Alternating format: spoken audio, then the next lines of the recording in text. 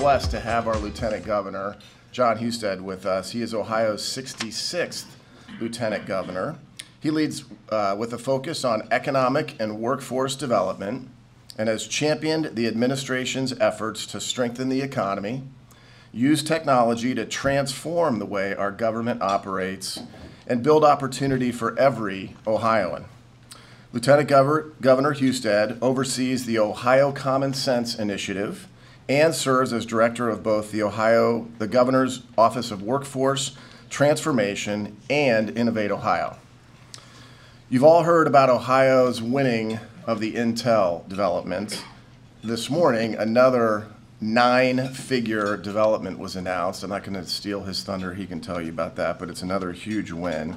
Our governor and lieutenant governor have made a fundamental change, I think, in manufacturing in the Midwest. I think it's arguably the most important factory location win we've ever had. But of all his responsibilities, Lieutenant Governor Husted considers his most important role as that of his loving husband to his wife Tina and father to Alex, Katie, and Kylie. Now for some things that aren't on his bio. He is good at ping pong, except his wife Tina is better. He has won a national championship in Division III football, and he even had a tryout with a pro team as a defensive back, and rumor has it they were very impressed with him, and he almost made the team. That would have been kind of cool. Maybe you can share some of that story while you're up here. John likes the outdoors, and he owns a Simon Kenton rifle for you hunting connoisseurs. He generally gets a buck every year. However, this past year, his daughter Katie got a bigger one. So, fellow Rotarians, help me give a warm Rotary welcome to Lieutenant Governor John Husted.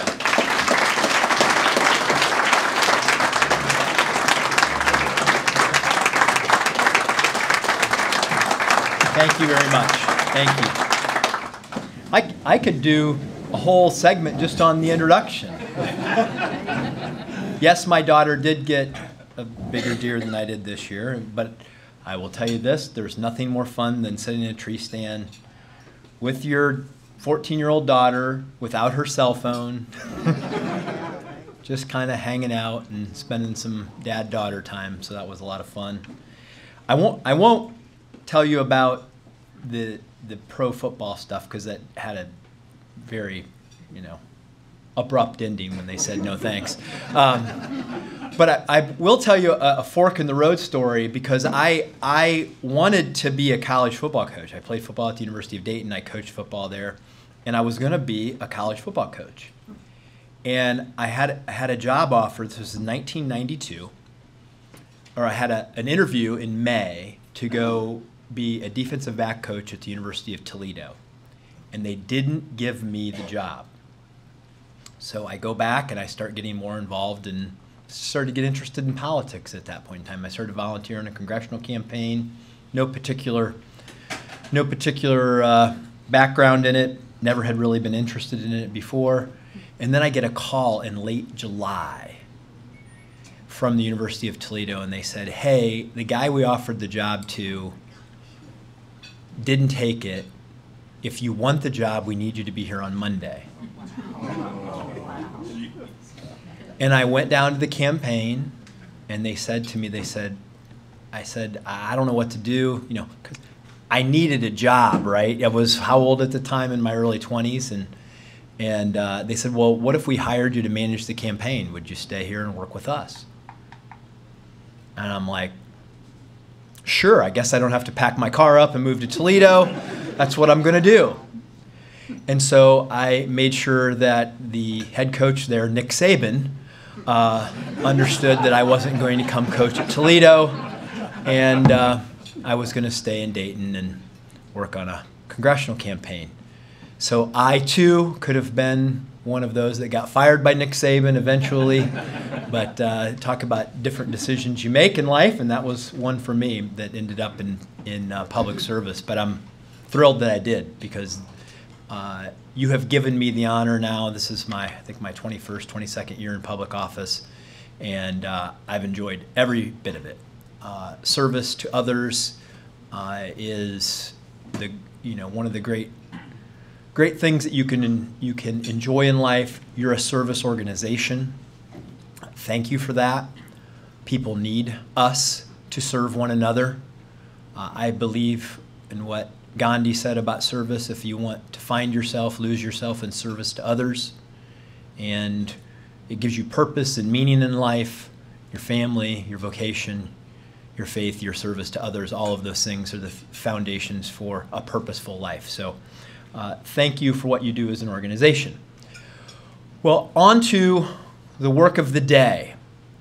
I love working on economic development and workforce development. I've done it pretty much my whole life since I started out. And the reason is because when you get them both right, everybody wins.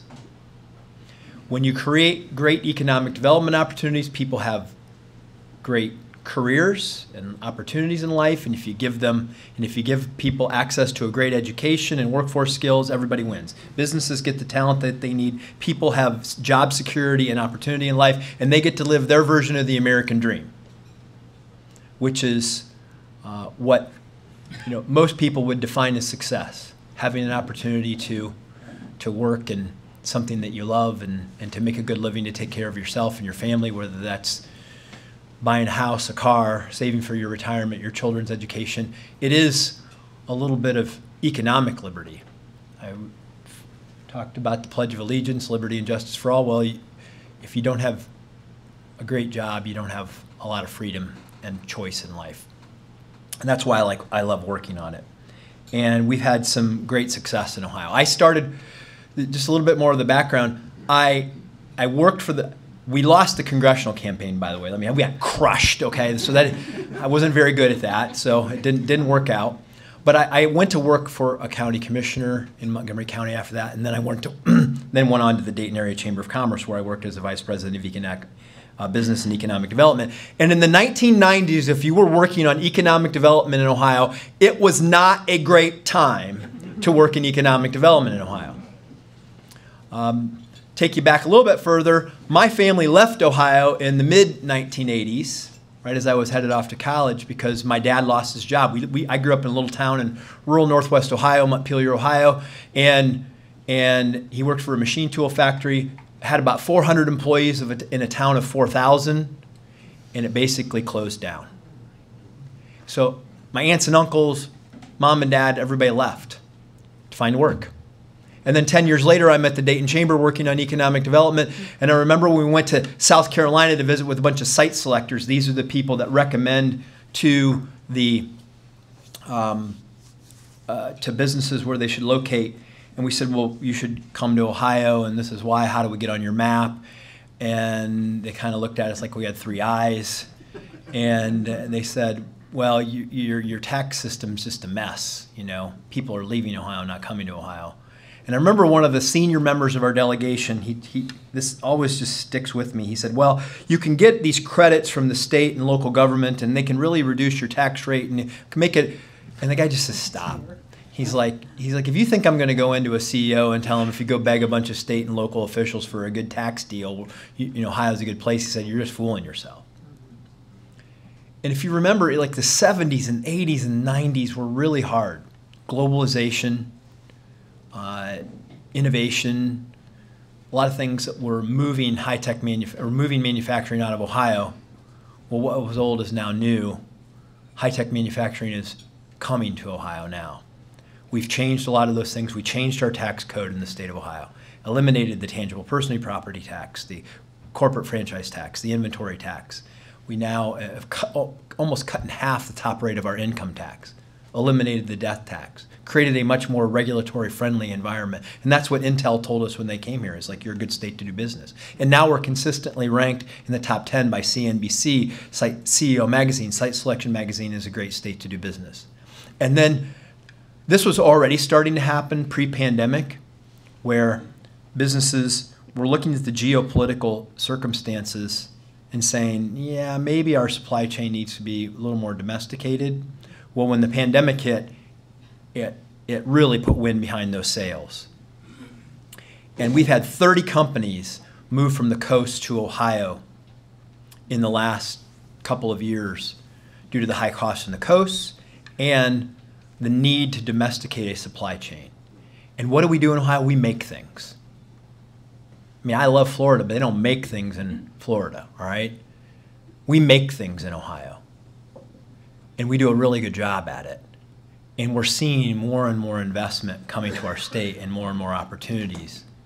I was just out at Honda, where they spent $124 million on building the state-of-the-art wind tunnel.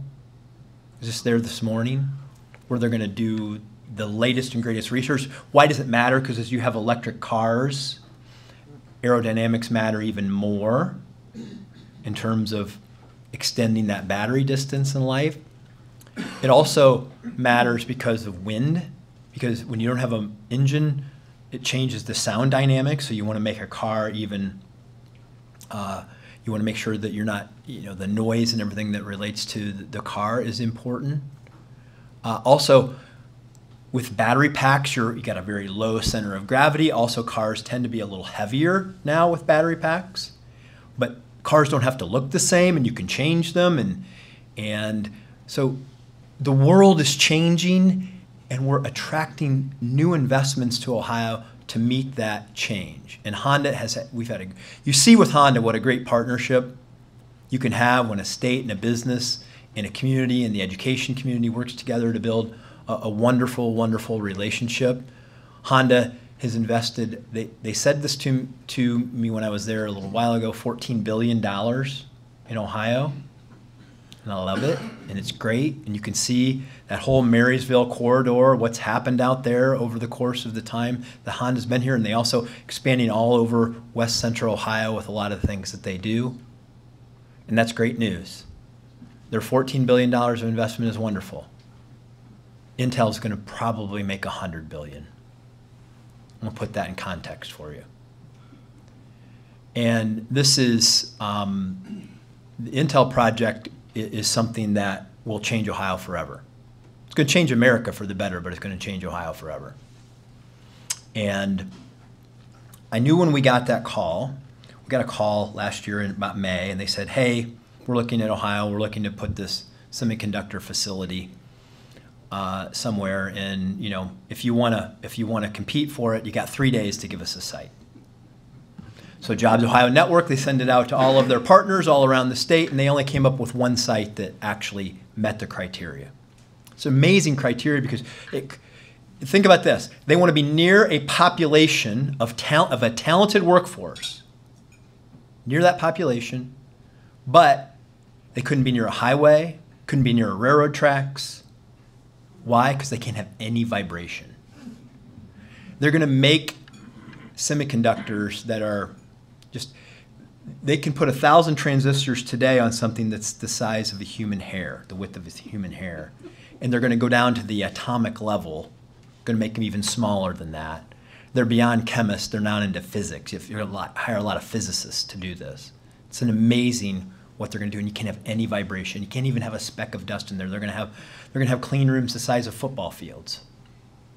And they're going to build 2 fabs starting out, which the cost of that is $20 billion, and then they quickly hope with the passage of the CHIPS Act at the federal level to build additional fabs and a packaging facility, which if we do this right, will total $100 billion investment and create 100,000 jobs and bring a brand new industry to Ohio. Brand new industry.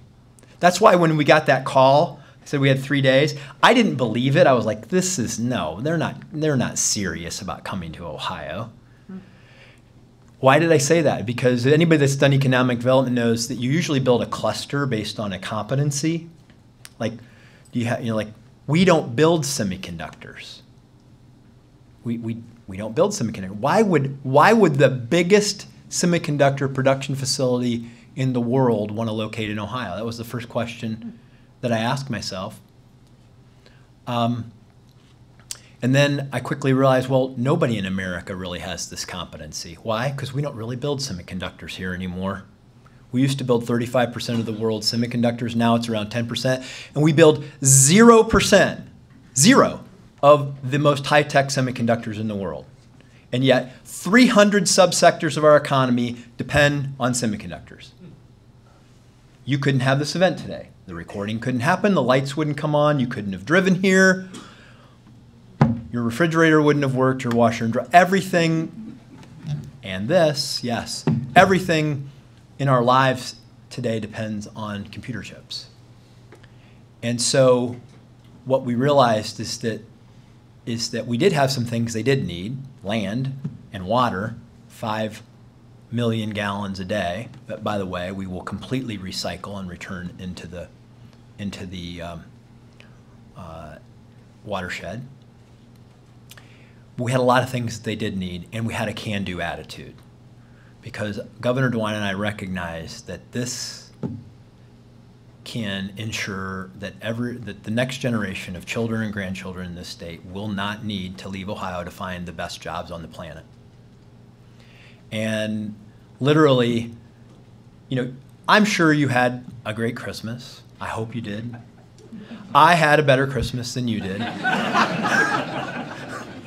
At least professionally, because we were literally, our teams were working up till on Christmas Eve, like seriously working on Christmas Eve. I felt so far. They had people on the phone all around the world. We were on this video call. We were with Pat Gelsinger, who was the CEO of Intel, and we worked right up till Christmas Eve. And then on Christmas Day, he had a letter delivered to the governor and to me, and to JP Nassif, the CEO of Jobs Ohio, saying that Ohio had won. They were going to build the largest, most advanced semiconductor production facility on the planet. And it was a pretty cool day, because for me, I'll get a little personal here, I started working when nobody in economic development would take your call if you were from Ohio. You couldn't, we were building roadblocks to stop businesses to leave when I started this in Dayton many, many years ago. And now Ohio has changed its future. And now we have to embrace it by building a workforce, because we have challenges. Right now in Ohio, we're creating jobs faster than we can find people to fill them. If you're a business owner, you know what I mean. It's not just pandemic related. To put it in perspective, we have 68,000 people on unemployment in Ohio today. That's fewer than we had pre-pandemic. We have fewer people on TANF, which is cash assistance, than we had pre-pandemic. So we also have 250,000 jobs posted on OhioMeansJobs.com, and 150,000 of those jobs pay $50,000 a year or more. So we have plenty of jobs. But America has, and Ohio has, a demographic problem.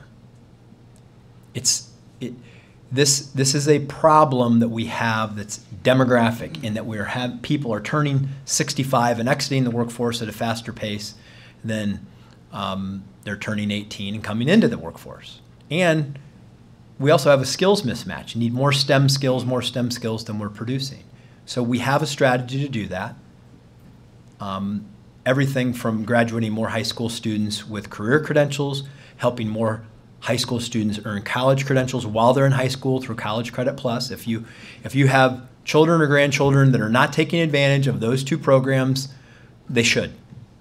Gives them a head start on the future. You can work while you're in high school, earn a credential, earn college credits, and be walking into a job at graduating on Saturday and walking into a job on Monday. Businesses are engaged with their career centers, especially in doing that. And we also, if you're in the workforce already and you want to get a new skill, we have programs like Tech Cred and the IMAP program, partner programs, where we will, for all the employers, you pick the employee, you pick the in-demand industry tech credential you want them to earn, you pick the provider, and we will pay up to $2,000 for the person to earn that short-term skill. So basically, anybody in Ohio that wants to earn an industry credential, which is the language of modern economy, you can do it, and thanks to the generosity of the taxpayers, we'll pay for it. We're also going to try to triple the number of STEM graduates in Ohio colleges and universities over the next 10 years. Intel will bring lots of people from around the country and the world to work here.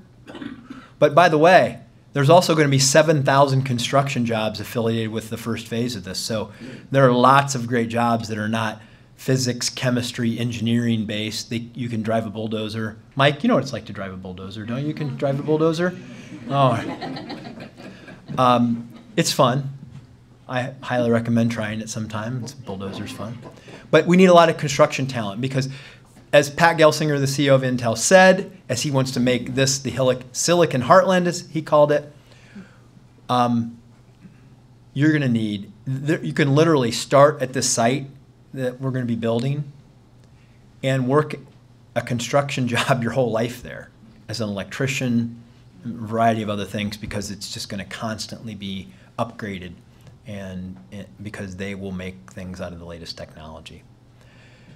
So I will just say in conclusion that Ohio is the go-to state in the Midwest now. There's no state in the Midwest that's got more going for it than we do. But what we make of it will depend on our people. It will depend on having a can-do attitude. It will depend on thinking about how we'll deal with housing, how we'll deal with making it, keeping the characteristics that we love about Ohio. Great place to raise a family, wonderful place to, high quality of life, low cost of living. How we continue to embrace what's made us a place that people want to live, but also thinking about how, as every generation must, we'll embrace that future and develop the talent that will fuel a continued growth in our economy. And I'm excited about it. There's never, I've been doing this for a while, and there's never been a moment where I was more hopeful about the future of this state than I am right now. And I appreciate, I'll just say this, appreciate the opportunity you've given me to serve. I enjoy it and hope to continue to do it for a little while longer at least. Thank you very much.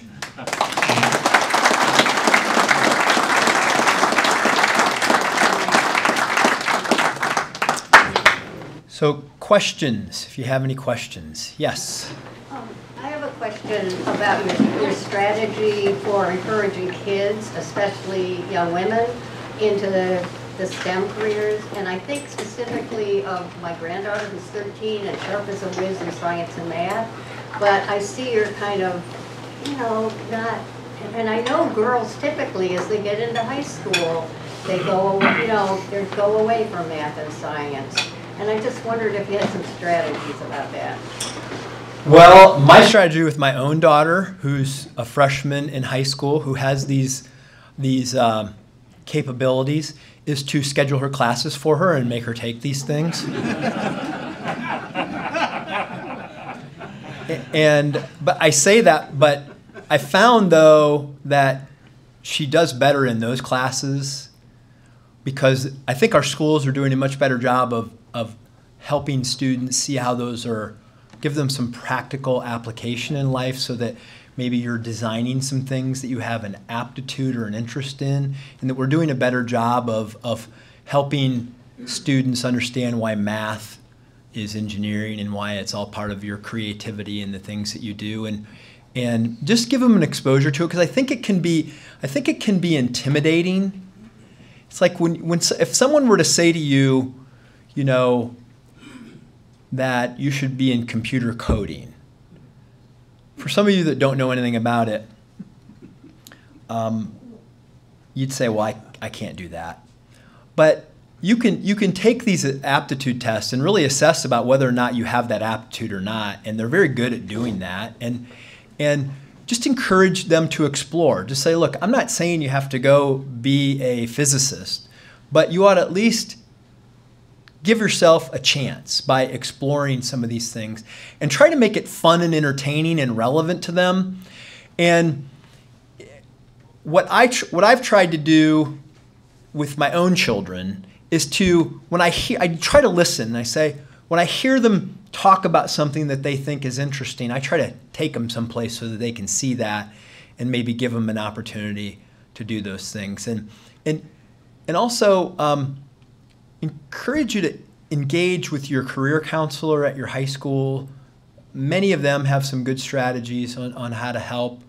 But through the Choose Ohio First Scholarship Program, which is something I created when I was Speaker of the House in 2007, we are really focusing scholarship dollars in Choose Ohio First on Ohio high school graduates who are non-traditional kinds of students, because you cannot get to the STEM numbers we need through traditional students. Like, we have to bring people in to STEM that otherwise weren't interested.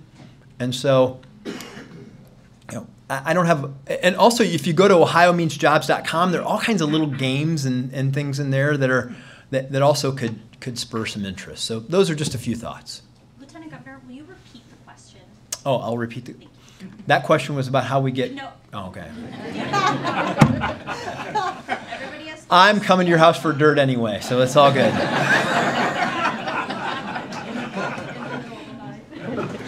To what extent is the administration and the Ohio legislature tied into Intel's attitude relative to the quality of life in Ohio? And I refer you to Bill 215 and the concealed carry. Well, I'll just say this, that, Repeat the question. well, that was pretty loud. I think did everybody hear him? Oh. He asked a question about quality of life in Senate Bill, House Bill 215. I can't remember the exact number of it related to concealed carry.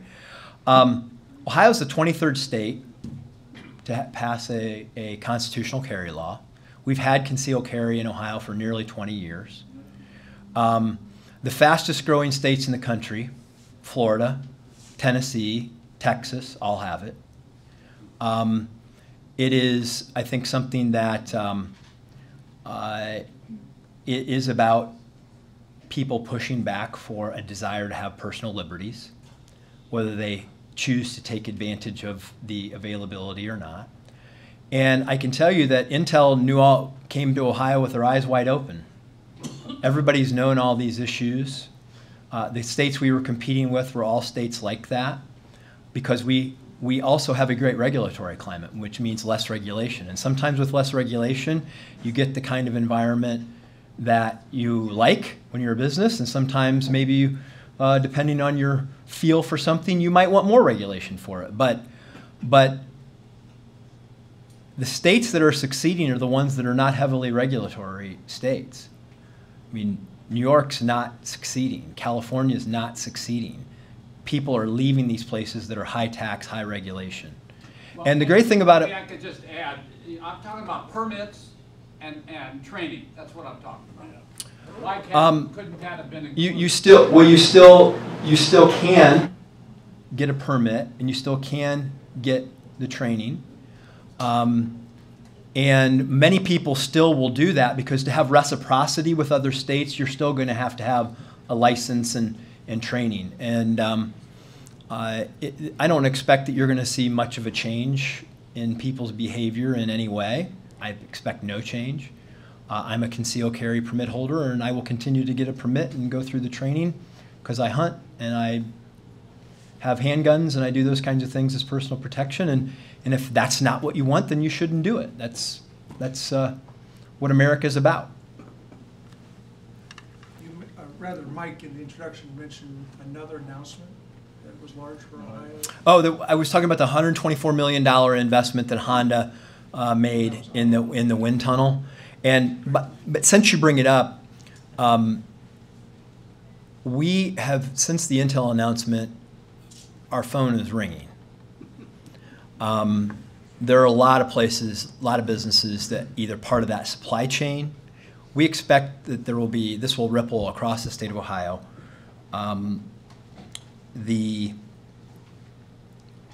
Expect 25 to 30 new companies to come here and follow along.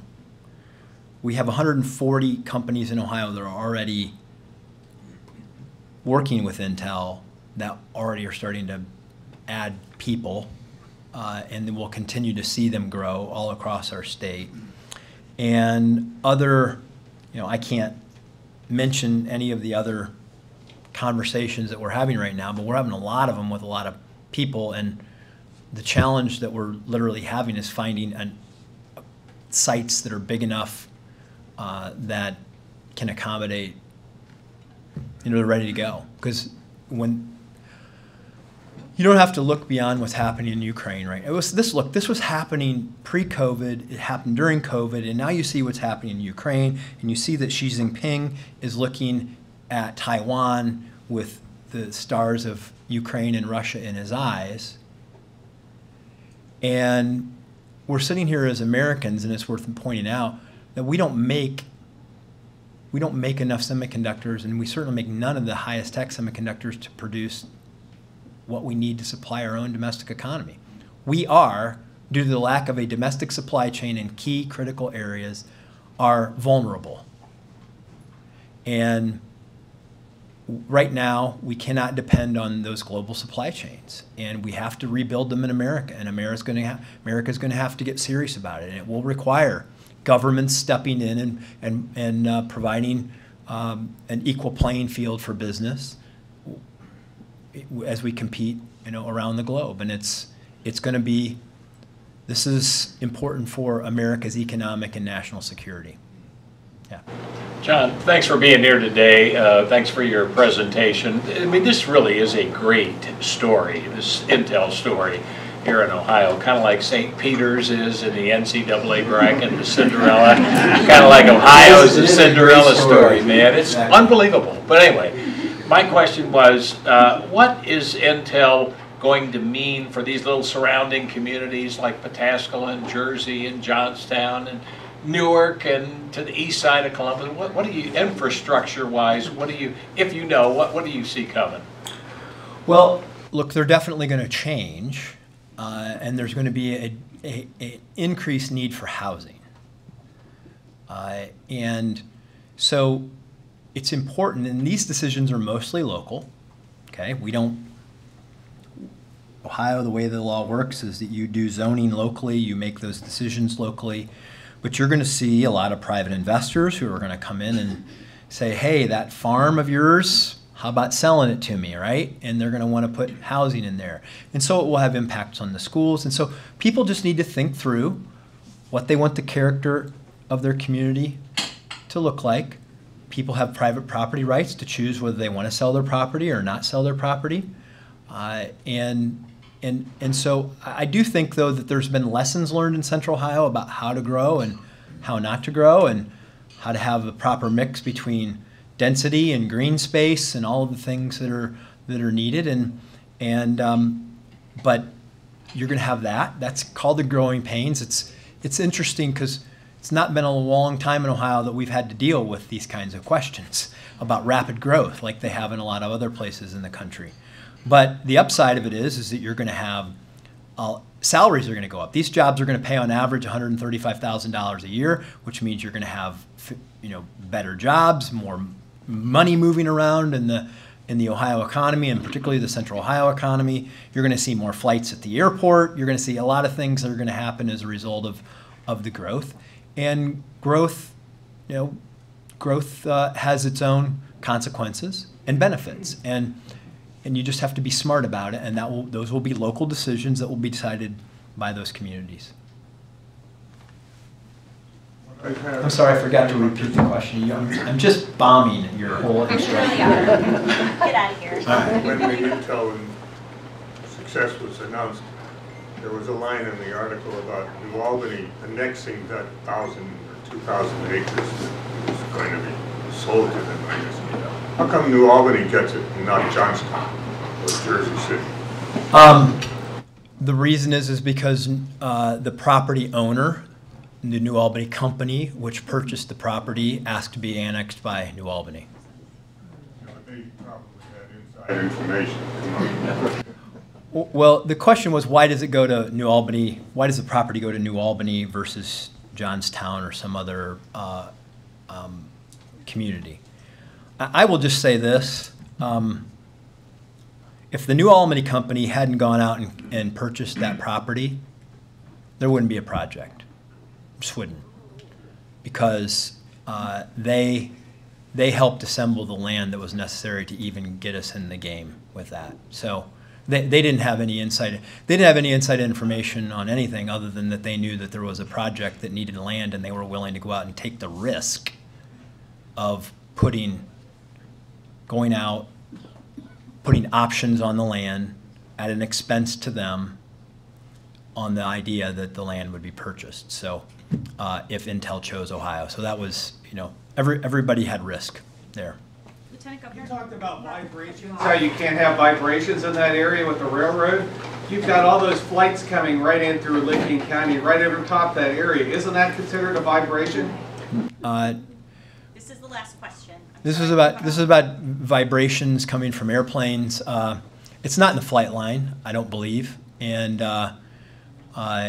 Intel, believe me, they did their due diligence on this. A lot better than you and I are doing on it. So I think they know exactly what they got. Thank you for the opportunity to be with you today. Thank you.